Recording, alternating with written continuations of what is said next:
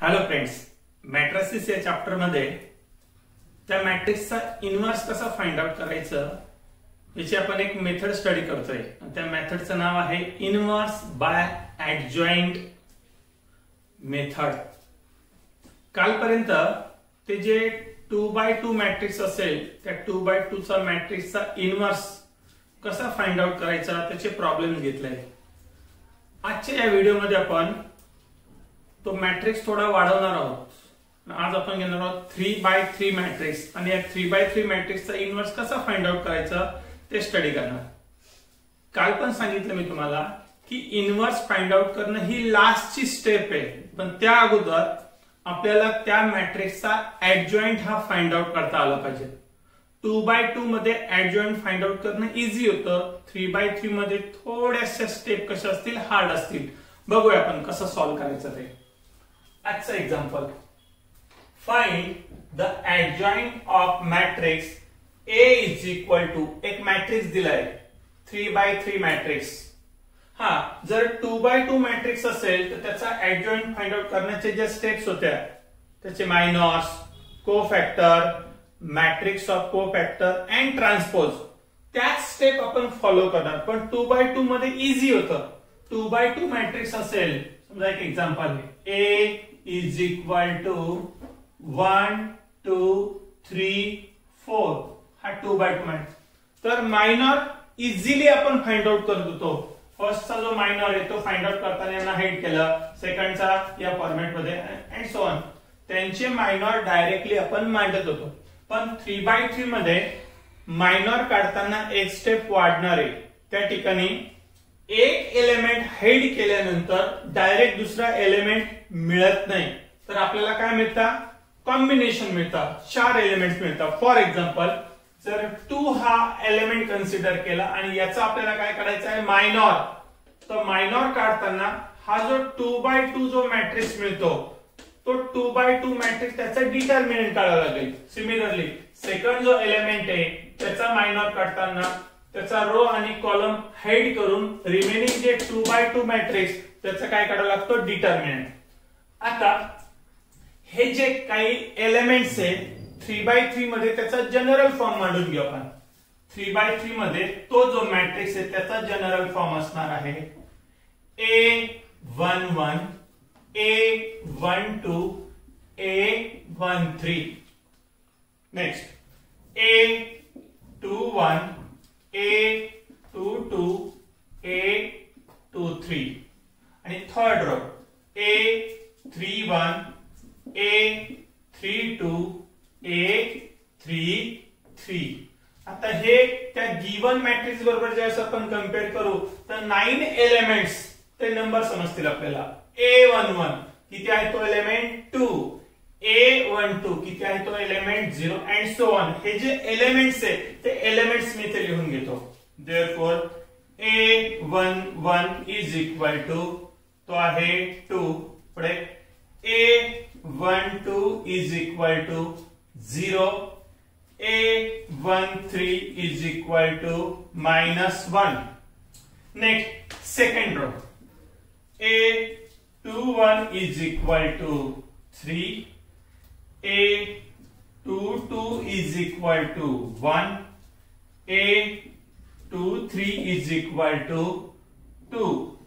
Third row, A31 is equal to -1, A32 is equal to 1 and A33 is equal to 2. हे ते elements मांडून घेतले. आता प्रत्येक एलिमेंटचा काय करणार आपण, मायनॉर. देअरफॉर हा लिहिणार M11 इज इक्वल टू. आता M11 हा मायनॉर जर काढायचा असेल तर या केसमध्ये त्या एलिमेंटचा हा कॉलम आणि रो हाईड केला तर एक डिटर्मिनंट दिसतो आपल्याला, 2x2 डिटर्मिनंट. तो 2x2 डिटर्मिनंट देतो is equal to determinant of 1 2 1 2. हा तो डिटर्मिनंट आणि तो सॉल्व्ह करणार आपण. इज इक्वल टू कसं सॉल्व्ह करतोय, क्रॉस मल्टिप्लिकेशन. 1 आणि 2 यांचा प्रोडक्ट घेतला, त्यातून हा काय केला, मायनस केला. 2 - 2 किती आला तो 0. सिमिलरली नेक्स्ट मायनॉर एम तो कशाने रिप्रेझेंट करणार, M12 इज इक्वल टू, या केस मध्ये आता हा सेकंड एलिमेंट आहे, त्याचा रो आणि कॉलम हाईड केला तर कोणते एलिमेंट दिसत आहे, 3 2 -1 2, तो डिटर्मिनंट लिहा 3 2 -1 2 -1 2 इज इक्वल टू, तो सॉल्व केला 3 into 2 6, 2 into 1 2, minus become plus, 6 plus 2 हाला 8. Next M13 is equal to M13, त्यासाठी तो रिमेनिंग 2/2 चा determinant 3 1 -1 1, 3 1 -1 1 is equal to 3 -1 become plus, 3 plus 1 4. Next element आता कोणता एलिमेंट आहे, हा 3, हा हाईड केला, तो जर हाईड केला तर नंबर मिळतो 0 -1 1 2. M21 is equal to determinant, किती आहे तो determinant, 0 -1 1 2, 0 -1 1 2 is equal to 0 -1 become +1, 0 plus 1 1. Next असणार आहे M22 is equal to, म्हणजे मिडलचा हा क्रॉस 2 -1 -1 2, 2 -1 -1 2 is equal 2 into 2 4, 4 -1 3.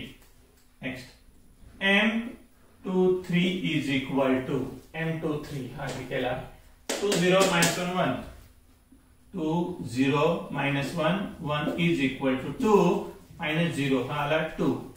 आता पुढचे जे 3 मायनॉर्स आहेत त्या साइडला लिहितो मी. A31 त्याचा मायनॉर असणार तो इथे लिहितो मी तो M31 is equal to, next असेल M32 is equal to, आणि लास्टचा तो असेल M33 is equal to. M31 हा मायनॉर लिहिताना त्याचा जो डिटर्मिनंट आहे तो आहे 0 -1 1 2, 0 -1 1 2 is equal to 0 -1 become +1 हा आला +1. पुढे 3 2 2 -1 3 2, 2 -1 3 2 is equal to 4 -1 become +4 plus 3 7, the last 3 3, 2 0 3 1, 2 0 3 1 is equal to 2 -0 2. आता हे जे मायनॉर्स आलेले ते सर्व मायनॉर्स एका लाईन मध्ये मी लिहून घेतोय, सर्व मायनॉर्स. बोर्ड छोटा पडत असल्यामुळे आपल्याला ती ऍडजस्टमेंट करावी लागते.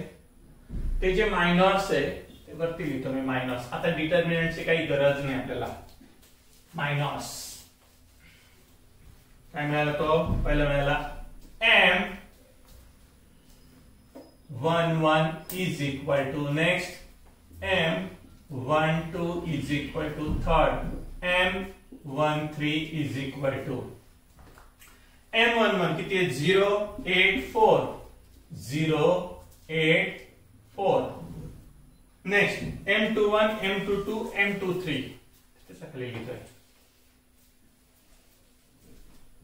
M21 M22 M23 त्याचे 1 3 2 1 3 2, आणि त्याच्या खाली परत ते राहिलेले 3 मायनॉर.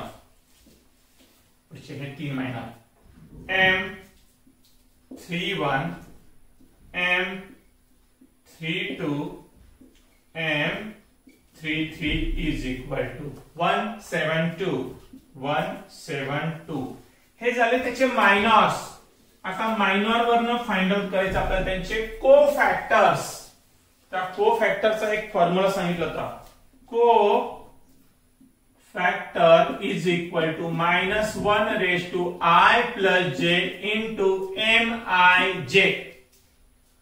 हा I म्हणजे त्या रो ची पोझिशन इंडिकेट करतो आणि j म्हणजे त्या कॉलमची पोझिशन इंडिकेट करतो. या केस मध्ये त्याचा कोफॅक्टर फाइंड आउट करू आणि हा कोफॅक्टर रिप्रेझेंट होणार आहे capital letter A11 is equal to minus 1 raise to हा I आणि हा j 1 plus 1 into mij म्हणजे त्याचा मिळाला तो मायनर किती आहे तो 0 इज इक्वल टू हे जर सॉल्व केलं तर 0 ने कशालाही मल्टिप्लाय केलं तर हा आला 0. सिमिलरली आता बाकीच्यांचे आपण काय फाइंड आउट करतो त्याचे कोफॅक्टर्स प्रत्येकाचे कोफॅक्टर्स फाइंड आउट करू आणि कोफॅक्टर फाइंड आउट करताना तो जो -1 रेज टू पॉवर ती कशी होते कधी इवन पॉवर होते कधी ऑड पॉवर होते. So A12 is equal to -1 raised to हे दोघांचे ऍडिशन 1 plus 2 into नंबर किती हा 8 is equal to मांडून घेतो मी A13 is equal to -1 raised to 1 plus 3 into number किती हा 4 is equal to आता हा प्लस होता हा काय नाही मायनस -1 into 8 -8 हा काय नाही आता परत प्लस 1 into 4 4. सिमिलरली या पुढच्या मायनर साठी त्यांचे कोफॅक्टर A21 is equal to A22 is equal to A23 is equal to -1 raised to 2 plus 1 next -1 raised to 2 plus 2 next -1 raised to 2 plus 3 into its respective minor 1 3 2 is equal to आता हा negative minus plus minus 1 into -1 3 into 1 3 2 into -1 -2 पुढे A31 is equal to A32 is equal to A33 is equal to -1 raised to दोघांचे addition 3 plus 1 -1 raised to 3 plus 2 -1 raised to 3 plus 3 into त्याचे minor 172 is equal to ही कोणती power आहे even म्हणजे plus +1 -1 +1 +1 into 1 1 -1 into 7 -7 +1 into 2 2 हे जेवढे काही आपल्याला कोफॅक्टर्स मिळाले ते सर्व कोफॅक्टर एका मॅट्रिक्स मध्ये मांडणार त्याला म्हणणार matrix of cofactor. Matrix of cofactors is equal to ते मांडून घेऊ आपण 0 -8 4 हे रो वाइज अरेंज केले 0 -8 4 नेक्स्ट -1 3 -2 -1 3 -2 पुढे 1 -7 2 1 -7 2. आता हा जो मॅट्रिक्स आहे या मॅट्रिक्सचा काय करणार आपण ट्रान्सपोज परवा सांगितलं की ते जे रो त्याचे एलिमेंट ते कसे म्हणणार कॉलम वाईज म्हणजे फर्स्ट रोचा काय म्हणतो first column second Rochak second column आणि थर्ड रोचा थर्ड कॉलम याला म्हणतात त्या मॅट्रिक्सचा ट्रान्सपोज. त्या मॅट्रिक्सला आपण दाखवलं Aij आता त्याचा काय घेतो आपण ट्रान्सपोर्ट. सो मॅट्रिक्स Aij त्याचा ट्रान्सपोर्ट T आले करंट युनिट त्याचा इज इक्वल टू चेंज केले बघा 0 -8 4 कसे लिहिले आता हे 0 -8 4 -1 3 -2 -1 3 -2 आणि हा 1 -7 2. हा जो मॅट्रिक्स आपल्याला मिळाला यालाच म्हटलं तर adjoint of given matrix is equal to adjoint of matrix A. या एक्झाम्पल मध्ये फक्त ऍडजॉइंट फाइंड आउट करायला लावलं होतं हे त्याचं आन्सर. नेक्स्ट व्हिडिओ मध्ये 3x3 मॅट्रिक्स आणि त्याचा काय फाइंड आउट करणार आपण इनवर्स. थँक्यू.